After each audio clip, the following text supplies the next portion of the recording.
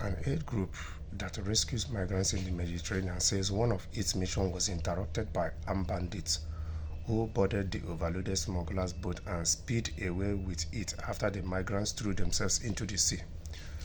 SOS Mediterranean filmed the incident Tuesday. The group said it occurred about 46 nautical miles north of Zuwara on Libya's western coast, a frequent launching point for smuggling operations to bring migrants to Europe.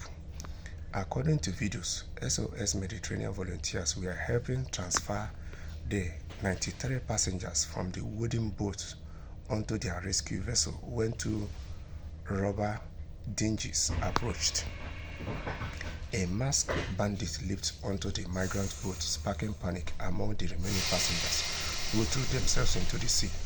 The bandit took control of the empty boat and steered it away from the scene as the SOS Mediterranean crew plucked the people from the sea. It was clear if the bandits were trying to recover the boat for future smuggling operations.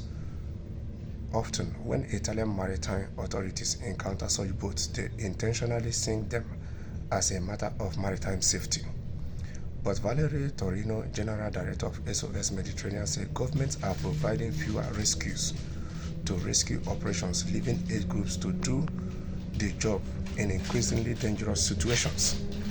So it's not surprising that governments are not providing more resources to rescue for these rescue operations, because it's part of the government's way to deter people from engaging in those journeys, from those migrants, to deter them from using those channels to enter Europe. The lack of rescue vessels left by the states in recent years in the central Mediterranean has generated a riskless increase in armed presence and illegal and dangerous actions for both the fleeing shipwrecked people and the aid workers, she said in a statement.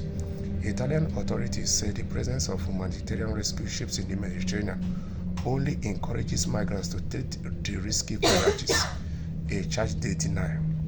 So you see, that's why the Italian government are not providing the resources for these rescues, because they see that it encourages these migrants to continue on such journey, and of which on their own they are doing whatever it takes to make sure that migrants stop coming in their numbers to the EU.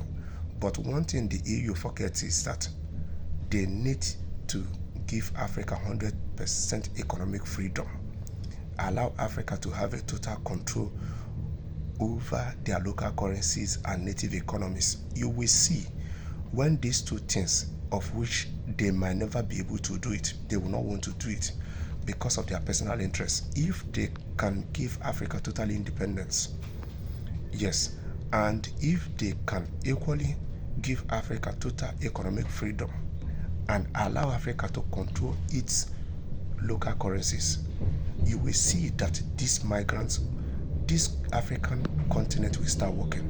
These countries will start working. Africans can now hold their leaders accountable.